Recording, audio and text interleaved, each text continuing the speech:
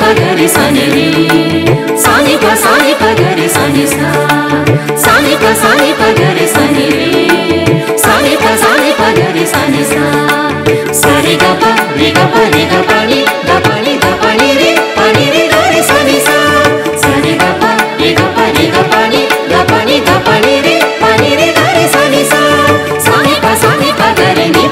pagari sa sari ga pa ni re sani sa sari ga pa ni re sani sa sa sa sa sa.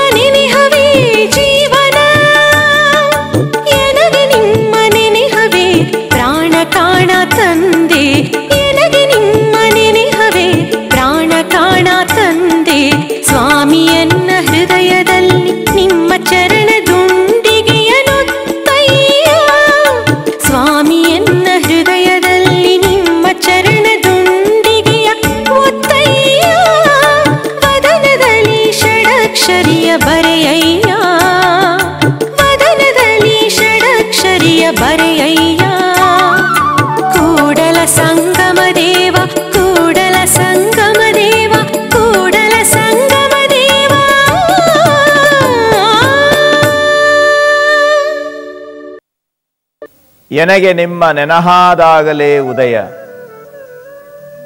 ಎನಗೆ ನಿಮ್ಮ ಮರಹಾದಾಗಲೇ ಅಸ್ತಮಾನ, ಎನಗೆ ನಿಮ್ಮ ನೆನಹವೇ ಜೀವನ, ಎನಗೆ ನಿಮ್ಮ ನೆನಹವೇ ಪ್ರಾಣ ಕಾಣ ತಂದೆ.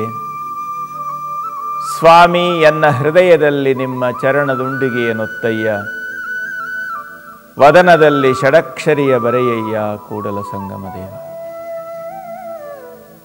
ಬಸವಣ್ಣನವರ ಆತ್ಮನಿವೇದನೆಯ ವಚನಗಳಲ್ಲಿ ಈ ವಚನಕ್ಕೆ ತನ್ನದೇ ಆದಂಥ ಒಂದು ವೈಶಿಷ್ಟ್ಯಪೂರ್ಣ ಸ್ಥಾನ ಇದೆ. ಬಸವಣ್ಣನವರು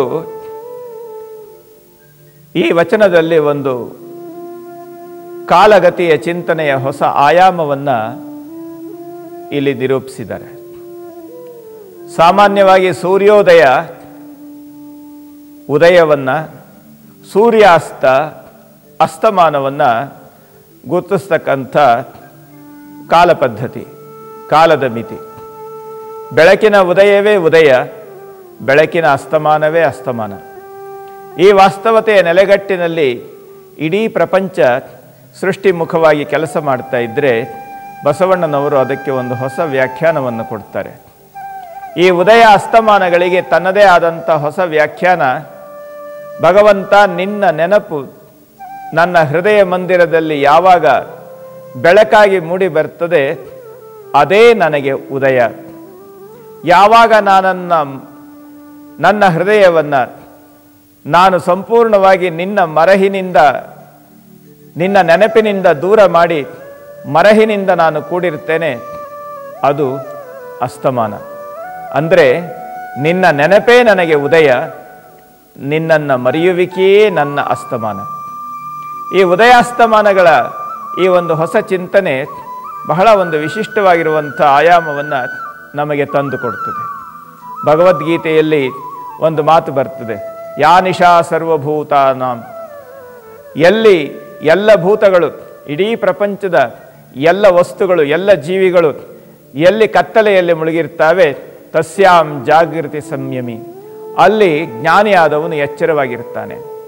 ಅಂದರೆ ಜ್ಞಾನ ಮತ್ತು ಎಚ್ಚರ, ಅಜ್ಞಾನ ಮತ್ತು ಲೋಕಜೀವಿಗಳು ಯಾವ ವಿಷಯದಲ್ಲಿ ಎಚ್ಚರವಾಗಿರ್ತಾರೆ, ಜ್ಞಾನಿಯಾದವನು ಅದರಲ್ಲಿ ಉಪೇಕ್ಷೆ ಮಾಡಿರ್ತಾನೆ, ಅದರಲ್ಲಿ ಅವನು ಕತ್ತಲೆಯಲ್ಲಿರ್ತಾನೆ. ಜ್ಞಾನಿಯಾದವನು ಎಲ್ಲಿ ಎಚ್ಚರವಾಗಿರ್ತಾನೆ ಅಲ್ಲಿ ಲೋಕ ಸಂಪೂರ್ಣವಾಗಿ ಕತ್ತಲೆಯಲ್ಲಿ ಮುಳುಗಿರುತ್ತೆ. ಅಂದರೆ ಕತ್ತಲೆ ಮತ್ತು ಬೆಳಕನ್ನು ಜ್ಞಾನ ಮತ್ತು ಅಜ್ಞಾನದಲ್ಲಿ ಹೋಲಿಸಿರೋದನ್ನು ನಾವು ನೋಡ್ತೇವೆ. ಅದೇ ರೀತಿಯಲ್ಲಿ ಭಗವಂತನ ನೆನಪು ನಮಗೆ ಉದಯ, ಭಗವಂತನ ಮರೆವೇ ನಮಗೆ ಅಸ್ತಮಾನ. ಇನ್ನೊಂದು ವಿಚಾರ ಯೋಚನೆ ಮಾಡೋಣ. ಪ್ರಕೃತಿಯಲ್ಲಿ ನಮಗೆ 12 ಗಂಟೆ ಹಗಲಿದೆ, 12 ಗಂಟೆ ಕತ್ತಲಿದೆ. ಸೂರ್ಯ 12 ಗಂಟೆಗಳ ಕಾಲ ತನ್ನ ಕರ್ತವ್ಯ ನಿರ್ವಹಿಸ್ತಾನೆ. 12 ಗಂಟೆಗಳ ಕಾಲ ಸೂರ್ಯನ ಬೆಳಕು ನಮ್ಮಿಂದ ಕಣ್ಮರೆಯಾಗಿರ್ತದೆ. ಪ್ರಕೃತಿಯಲ್ಲಿ ಇರುವ 24 ಗಂಟೆಯ ಕಾಲವನ್ನು 2 ಹದದಲ್ಲಿ ವಿಂಗಡಿಸಿರೋದನ್ನು ನಾವು ನೋಡುತ್ತೇವೆ.